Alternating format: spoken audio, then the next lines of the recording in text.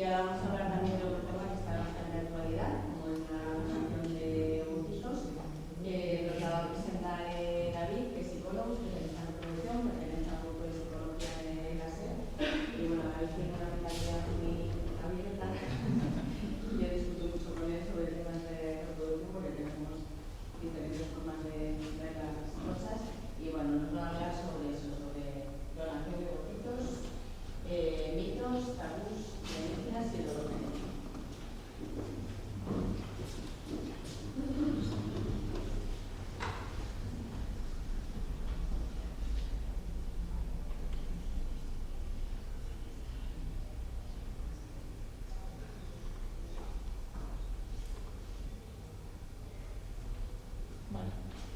Buenos días a todos. Muchas gracias, Marta, por la presentación y por también a este curso de la Universidad Complutense.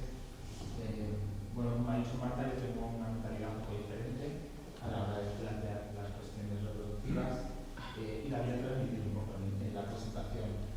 Me gusta mucho lo que hago. Es una presentación larga, pero creo que vamos un poco más de tiempo, con lo cual voy a intentar avanzar rápido.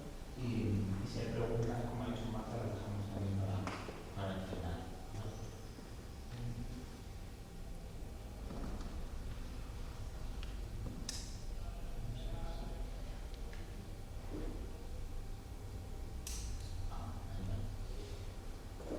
El inicio me gusta, yo lo voy contando ahí.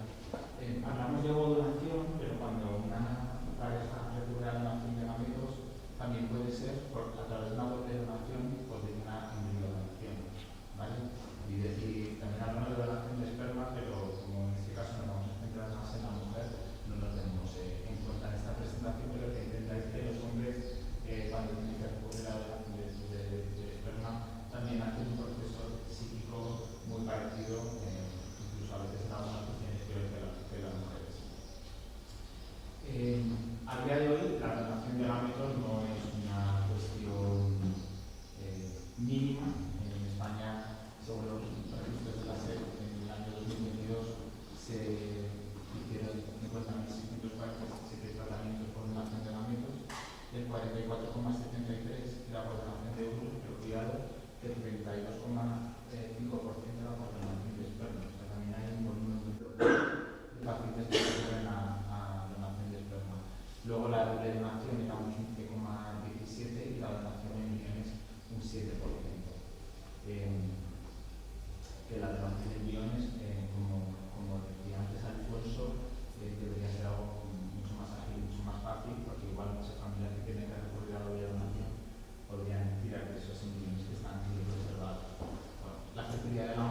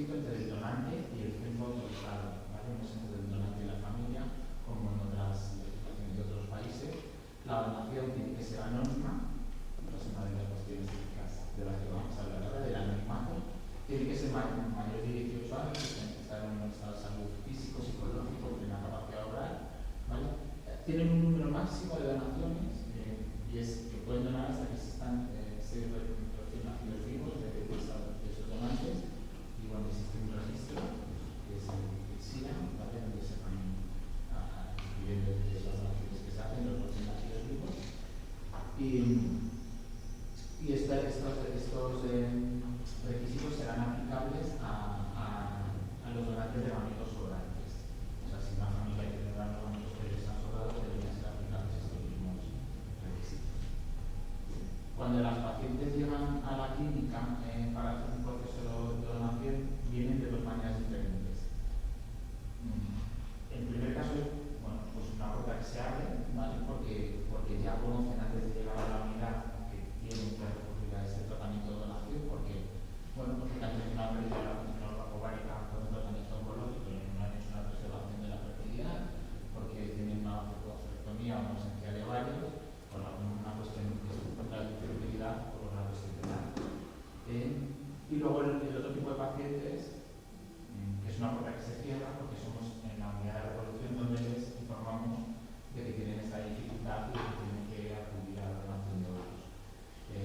Porque tienen óvulos con alteración genética o heredada, porque hay repetidos fracasos en los tratamientos de fertilidad, que es la mayor parte de los casos que atendemos en las unidades de reproducción, porque hay mala calidad ovocitaria o un fallo ovárico. Y la infertilidad a día de hoy, por desgracia, todavía sigue siendo un estigma, y este estigma genera tensiones psicológicas y sociales. Digo especialmente para las mujeres, porque son las que más soportan el peso de los tratamientos de reproducción, pero es verdad que para los hombres también la infertilidad es un estigma importante, y ellos también ocurren muchas de las cuestiones que voy a comentar. ¿Vale?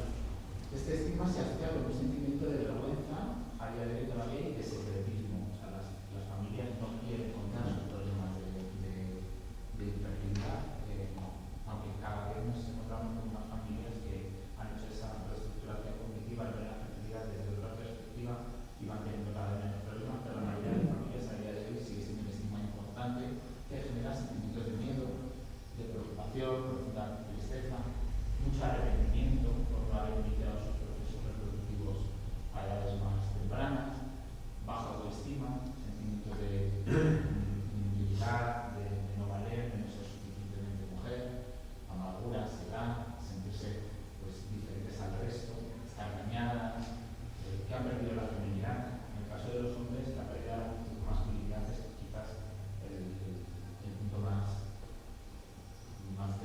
contado, más expresado en consulta, pero la mujer también la pérdida de la feminidad, el no soy mujer, no consigo cumplir con lo que mi género determina que tengo que hacer en esta vida, sentimientos de inferioridad y autoestigma, porque son ellas mismas las que se generan muchas veces por las creencias, los valores que tienen esos sentimientos. Aparte de la parte social que está ahí, claro, con componentes importantes de este tipo de sentimientos y emociones. El duelo genético no se inicia siempre al principio de los tratamientos. A veces sí, porque viene ya con la idea de que tienen que utilizar la método, pero la mayor parte de las veces el duelo genético aparece a lo largo del proceso reproductivo y siempre aparece cuando se han hecho inseminación artificial o fecundación in vitro con métodos propios y no ha funcionado. O sea que la mujer ya lleva un desgaste emocional importante porque ha habido diversos tratamientos, intentos, beta-negativas, fallos y demás. Y a veces cuando llegan al duelo genético, llegan como si vinieran así. ¿Vale? Ya pensando, no voy a tener hijos, nunca voy a conseguir tener hijos y tengo que plantearme mi vida sin hijos. Y hay algunas mujeres que efectivamente sí, porque no son capaces de realizar ese duelo genético que voy a hablar ahora, pero otras no, y la función del psicólogo en este caso es ayudarles a elaborar ese duelo genético y a entender la maternidad y la familia desde un lugar diferente. ¿Por qué ocurre esto? Porque proyectamos que somos pequeños, las mujeres que son pequeñas, en un juego simbólico con muñecas y demás, se proyectan en el rol de madres y se hace una idea de lo que va a ser su hijo. Cuando inicia un proceso reproductivo, esa idea surge con mucha más fuerza porque la construcción de la identidad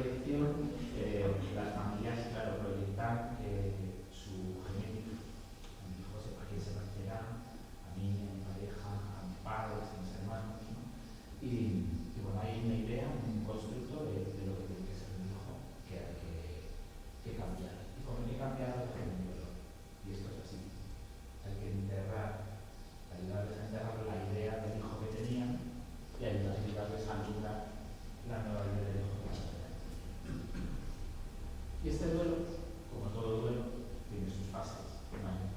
Y la primera es, ocurre el duelo, que es lo que sería la crisis, la noticia, ¿no? No puedes usar tus gametos, si quieres tener un hijo, tienes que usar gametos donados, óvulos donados. Bueno, si vienen a la consulta, como os he dicho ya, conociendo esto, pues eso no existe, ¿vale? Pero cuando no es así, y es en la unidad de una noticia, pues lo primero que es una negación, ¿vale? Un sentimiento de debilidad, de no me puede estar pasando a mí, esto no es real. Luego viene la rabia, el enfado, muchas veces con los equipos médicos, con los ginecólogos, muchas veces, en su trabajo, lo que me dice no está bien, ya te digo otra opinión, esto también los psicólogos hacen un poco equilibrios, hacer a los pacientes que por mucho que se saben en el equipo, la realidad es que es. Vale. Luego viene la depresión, sentimientos de pena más grande, de tristeza, luego la aceptación y la recuperación y el aprendizaje. ¿Todas las familias hacen este recorrido? Por desgracia, la mayor parte sí hacen el recorrido. Si vienen a la consulta de psicología, les ayudamos si lo consiguen, pero hay algunas poquitas, pero algunas no son capaces de aceptar esta realidad, no son capaces de aceptar desde donde tienen que hacerlo, que se va metodológico y construirse como madres y como padres desde ahí, y entonces, pues, en ese caso, pues lo que recomendamos es que no hagan hijos.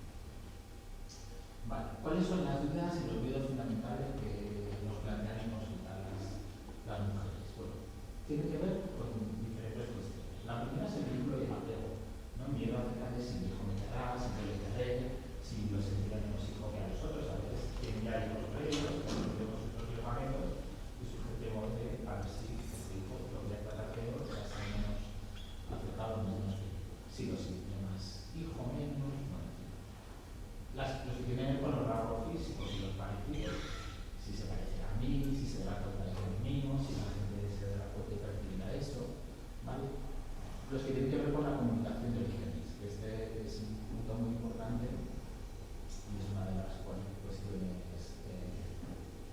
a despejar, ¿no? O a intentar despejar en este tipo de encuentros. Se lo cuento, si se lo cuento, ¿qué ocurrirá? ¿Cómo se lo cuento? ¿Dejar de ver cuando se entere? ¿Vale? ¿Cómo verá la donación? ¿Le parecerá ético que haya hecho esto para tenerlo y demás? Los que tienen que ver con las creencias, la tradición y los mitos familiares. Todas las familias tienen unas creencias, unos valores, una manera de ver el mundo, unos principios éticos y morales. Entonces, pues las parejas y las mujeres tienen mucha preocupación si su familia se entera, si tendrán rechazo, si lo aceptarán, si lo sentirán como parte de ellos o lo sentirán como fuera del clan, por el hecho de haber nacido en un climático diferente. Y sí, sobre todo si lo tratarán en igual. Mi hijo será tratado como sus primos, mi hijo será tratado como el resto de nietos, por sus abuelos. Luego los que tienen que ver con las características de las donantes, los antecedentes genéticos, si tienen claro que lo hacen, si se arrepienten, si el día de mañana querrán matar a los niños, si se cuidan, si llevan una vida sana, si, bueno, todo este tipo de cuestiones, ¿vale? Luego, ¿cómo evaluamos a los donantes? Si las evaluaciones son fiables y si mienten los donantes, estas sí que están. Y si te mienten las donantes. Bueno, y que cuáles son los criterios que utilizamos para echar todo esto, se los tenemos que contar, ¿vale? Y luego, el último miedo que siempre queda, y con este van hasta el final, que en consulta de verdad no somos capaces de despejar nunca, es vale, yo hago la donación, lo he aceptado todo el proceso, pero puede fallar. Y si ya falla es no. Entonces ya sí me voy a la vida sin hijo, ¿vale? Bueno, pues ese es un miedo también que tiene que enfrentar. A ver, los principales desafíos de la donación, ¿vale? Que tenemos, bueno, lo primero es que, claro, tenemos que ver qué tipo de familia tenemos delante. Y no todo tipo de cada familia enfocada o aceptar la donación de una manera diferente, tiene que ver con sus conveniencias, valores, morales, religiosos a veces. Entonces, bueno, hay familias con las que es muy facilito, porque, bueno, han tenido experiencias de vida pues, ya previas, otras hermanas, sobre todo hermanos que han tenido por donación,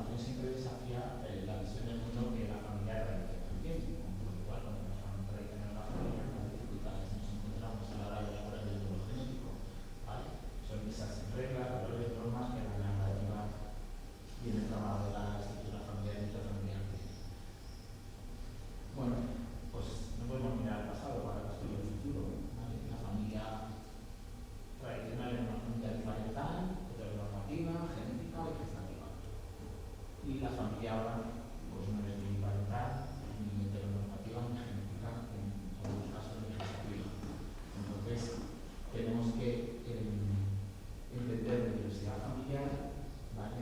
Y entender de que las relaciones de parejas generan identidad, pero no podemos poner el foco en la genética para generar estos vínculos filiativos y afectivos, ¿vale?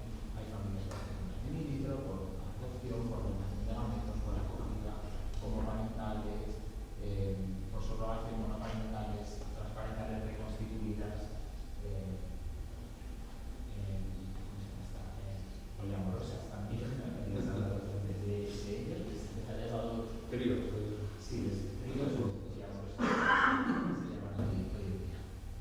¿Vale?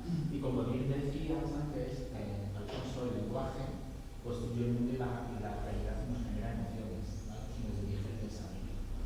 Y en reproducción es muy importante utilizar un lenguaje adecuado. Cuando hablamos de un padre donante o de una madre donante o una madre genética o un padre genético delante de los pacientes, estamos dificultando el proceso de construcción de la identidad materna, ¿vale? ¿Por qué? Porque esa mujer siente que hay otra persona, ¿no? Que es la madre genética, que está ocupando su rol de madre o que puede querer ejercer o puede querer desempeñar o desarrollar ese rol.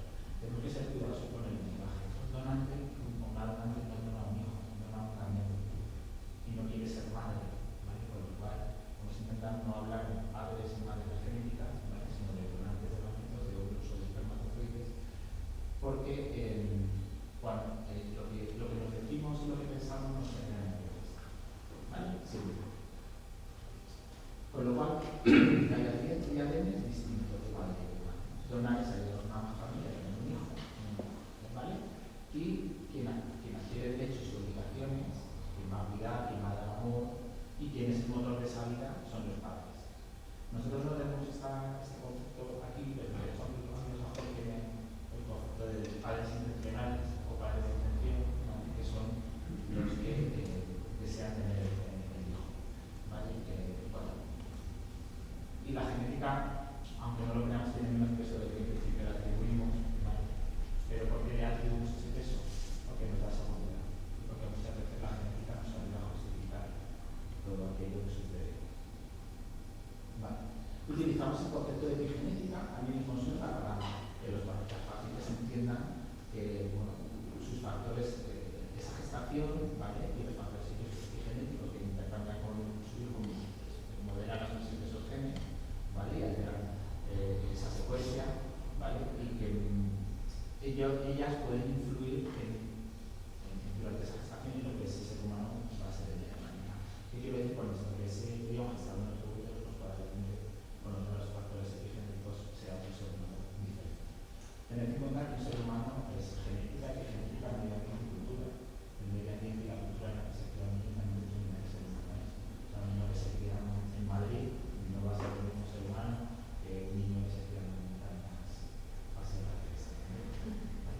Y un niño que se cría en España no va a ser el mismo niño que se cría en China. O sea, que un ser humano al final es el conjunto de un montón de situaciones que se dan a lo largo de su desarrollo. Bueno, esto también lo usamos mucho para que los pacientes ayuden a ayudar a los pacientes a identificar un poco la genética, la importancia de la genética, ¿no? Y bueno, pues aquí como podéis ver, con el chimpancé compartimos el 80% de los genes, con el patrón del 90%, con el perro del 84%, y así, ¿vale? Hasta la levadura que compartimos el 18%. Como os decía, el concepto de intencionalidad al final es un motor de vida, porque son los padres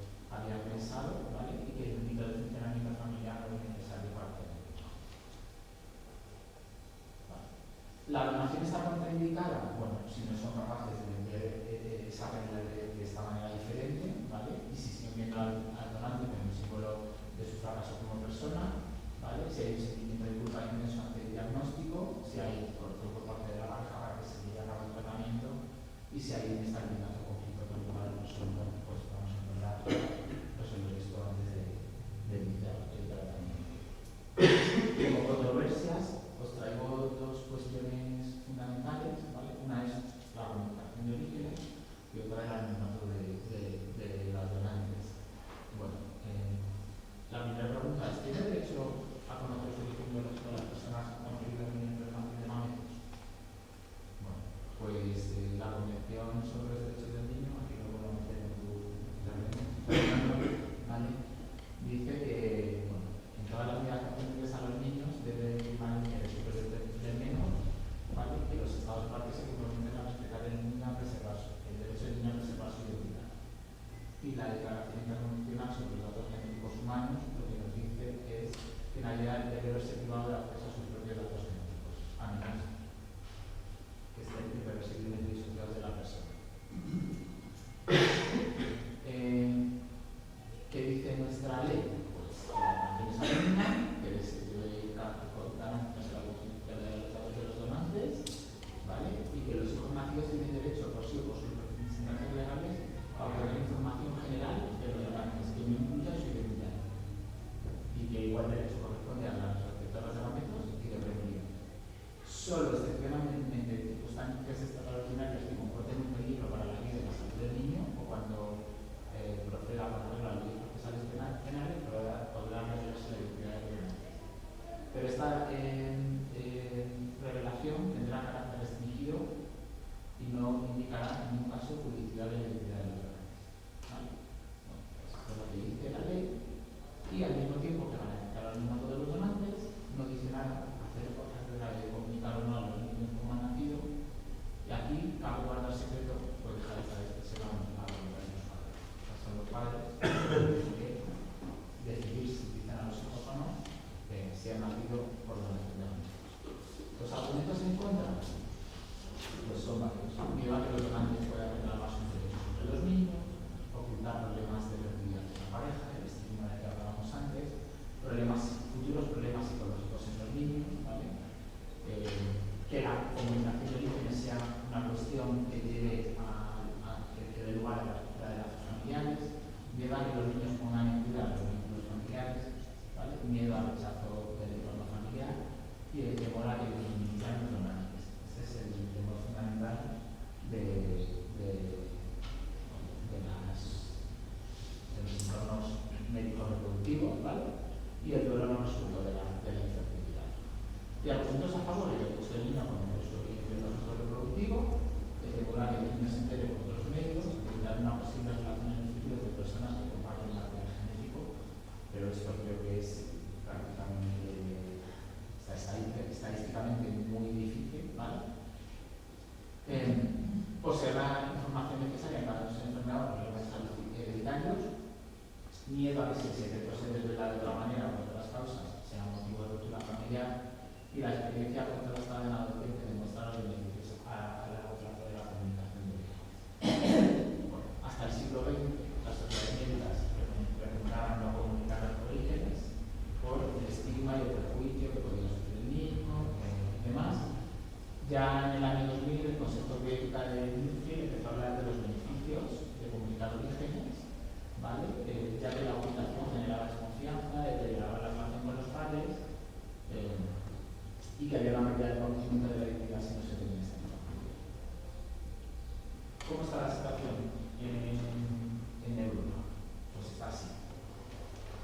No es anónima en Suecia desde el 85, que fue el primer país, en Reino Unido desde el 2005, en Portugal desde el 18, en Holanda desde el 4, en Finlandia desde el 7, Suiza, Austria y Noruega desde el 5. Es mixta, ¿vale? Y en muchos de los casos, no lo he puesto porque es que no, la teoría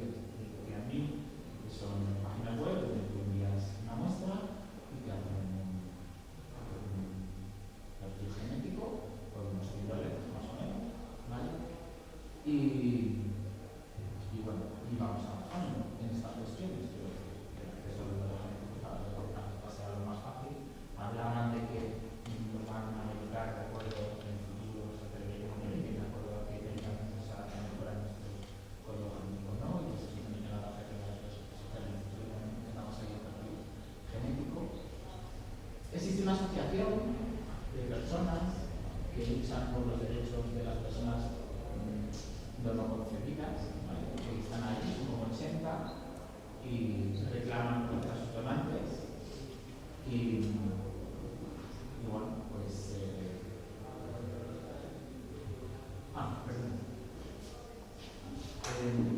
Reclamamos contra sus donantes y quieren saber quiénes son, porque.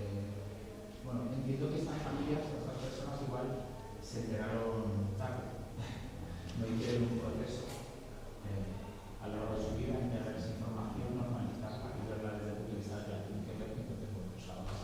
Y habría que ver caso, yo creo que habría que ver caso por caso esa necesidad de dónde surge, de dónde nace y por qué está ahí, ¿vale? Pero bueno, pues que lo sepáis, que ya hay una necesidad reclamando de este derecho.